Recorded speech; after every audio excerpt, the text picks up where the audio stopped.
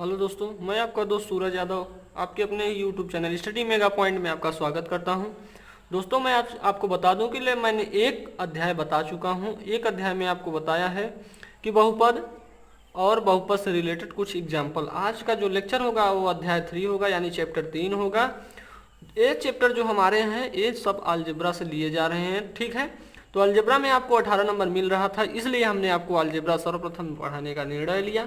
तो चलिए आपको बता दूं कि आज का लेक्चर फर्स्ट होगा। इसमें आपको कुछ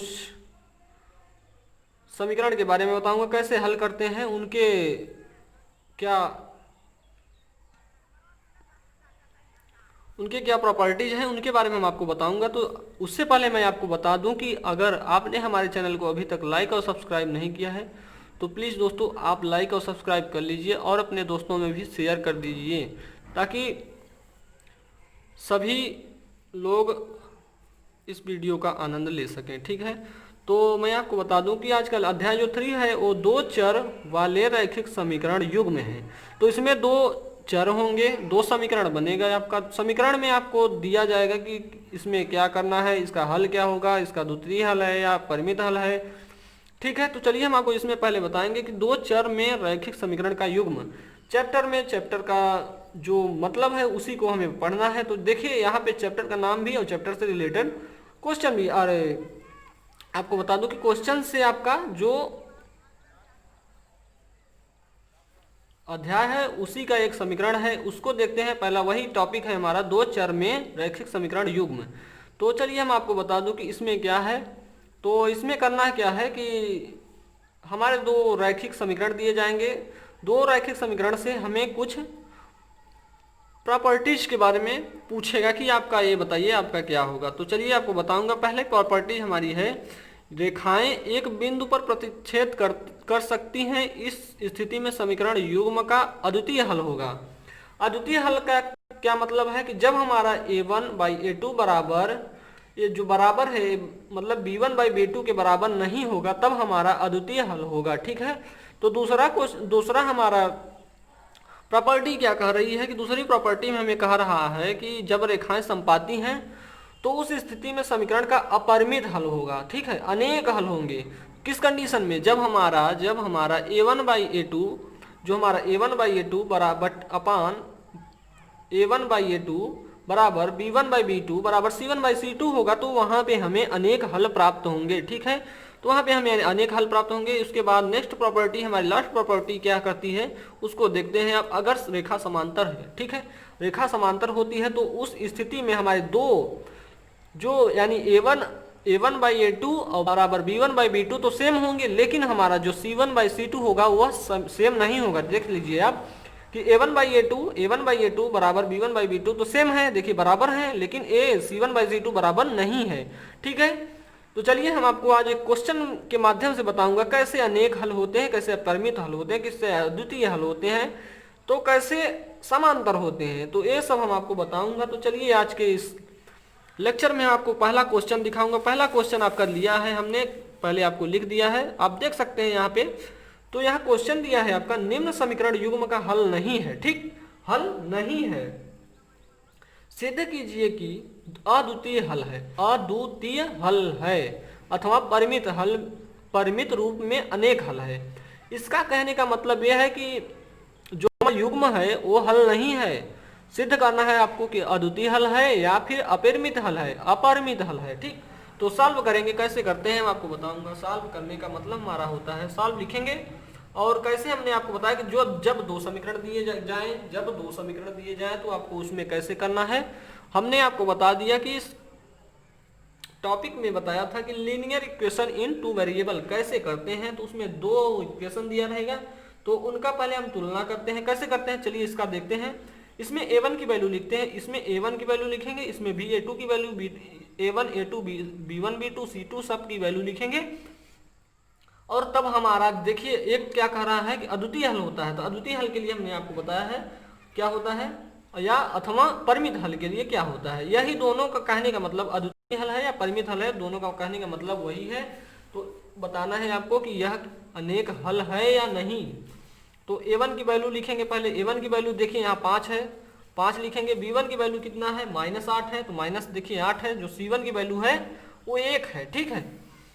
तो यहाँ से आपको करना क्या है कि जैसे आपको दिया था कि a1x plus b1x plus c1 बराबर 0, वही चीज यहाँ पे दिया है, इसी से आप तुलना करेंगे तो इतना मिलेगा आपको, ठीक है। यहाँ पे भी आपको बता दूं कि यहाँ a2 होता है x प्लस b2y, यहाँ y रहेगा y प्लस c2 रहेगा बराबर 0। इतने से आपको दोनों को तुलना करना है, तो देखते कितना प्राप्त होता है। तो चलिए आपको बताऊंगा, a2 की वैल्यू 3 और जो b2 की वैल्यू आएगी वो -24/5 आएगी, ठीक। और जो c2 की वैल्यू आएगी 3/5, ठीक है। अब हमको कह रहा है कि अथवा अपरिमित रूप से अनेक हल है या अद्वितीय हल है, तो इसके लिए क्या होता है कि क्या होता है आपका कि a1/a2 बराबर b1/b2 बराबर c1/c2 होता है। इसी में आपको रखना है। देखिए आपको कह रहा है अद्वितीय हल है, अद्वितीय हल के लिए हमने आपको एक बताया था कि अद्वितीय या अपरिमित हल है, तो उसमें हम आपको बताए थे कि a1/a2 बराबर b1/b2 बराबर c1/c2 ये होता है। तो इसमें आपको सॉल्व करना है। इसमें आपको सॉल्व कैसे करना है, a1 a2 b2 जो सब दिया है उसी को रख के सॉल्व करना है। 5/3 हो जाएगा। देखिए a1 की वैल्यू 5 दिया है, a2 की वैल्यू 3 दिया है, ठीक। बराबर करेंगे, b1 की वैल्यू -8 दिया है और इतने की वैल्यू दिया है, b2 की वैल्यू -24/5 दिया है, ठीक। बराबर करेंगे, c1 की वैल्यू 1 और c2 की वैल्यू 3/5। चलिए यहाँ से सॉल्व करते हैं। तो क्या होगा आपका 5/3 तो होगा ही, ये ऊपर जाएगा तो यहाँ -8, ये माइनस माइनस कट जाएगा यानी कैंसिल हो गया। तो 8 गुणे ये देखिए ऊपर जाएगा तो 8 गुणे 5 हो जाएगा बटे 24 बराबर, ये भी 5 ऊपर जाएगा तो 5/3 हो जाएगा। तो चलिए 5/3 यहाँ लिखते हैं, 8 3 24 हो जाता है, तो 5/3 आता है और 5/3 आता है, ठीक। ये हमारा देखिए हम आपको बताए थे, जब हमारा ये तीनों बराबर होते हैं तो कौन सा हल होता है, अद्वितीय हल होता है, ठीक है। तो लिखेंगे अतः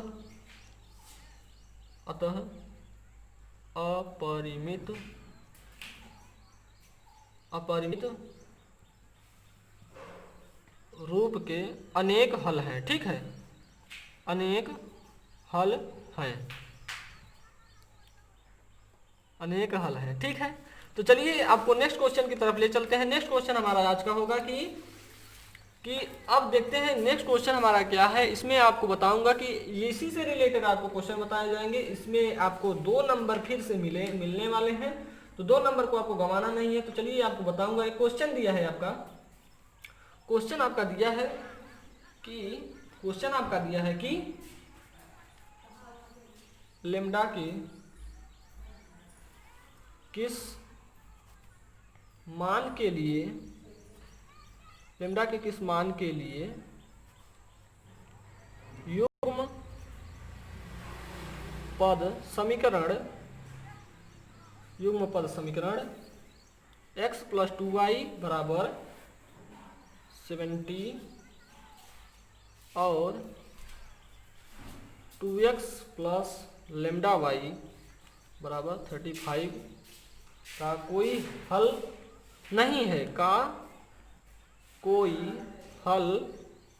नहीं है, ठीक है। इसका कोई हल नहीं है। तो इसमें हम आपको बताऊंगा क्या करना है और कैसे करना है। तो सर्वप्रथम हमने आपको बताया था, इसका तुलना कर दीजिए आप।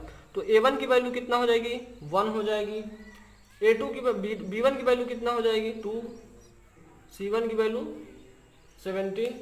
अब उसी प्रकार ये पहले समीकरण का लिखेंगे, पहले समीकरण का और दूसरे